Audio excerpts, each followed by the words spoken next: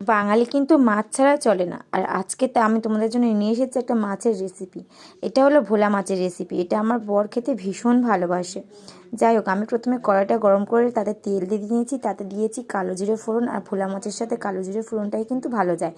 আর তারপরে দিয়েছি কাঁচা লঙ্কা, পেঁয়াজ। ব্যাস ভালো করে নেড়ে চেড়ে নিয়ে আমি একদম শুরু করে আলুগুলো কেটেছি, আলুগুলো দিয়ে দিয়ে একটু ভেজে নিলাম।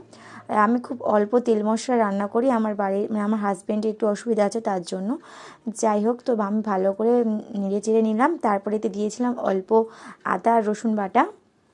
তারপরে এই যে আমি টমেটো দিয়েছিলাম। আমার না মাছের ঝোলে টমেটোটা খেতে খুব ভালো লাগে। আর টমেটোটা যদি একটু গোটা গোটা থাকে তাহলে তো আরোই ভালো লাগে। যাই হোক, আমি কিন্তু তোমাদের সাথে মাছ ভাজাটা শেয়ার করিনি, ওটা স্কিপ করে গেছি আমি। যাই হোক, তো আমি এখানে সমস্ত গুঁড়ো মশলাটা দিয়ে দিচ্ছি, যেমন হলুদ গুঁড়ো, কাশ্মীরি লঙ্কার গুঁড়ো। আমি যেহেতু কাঁচা লঙ্কা খাই সেই জন্য কাশ্মীরি লঙ্কার গুঁড়োটা দিলাম, কালার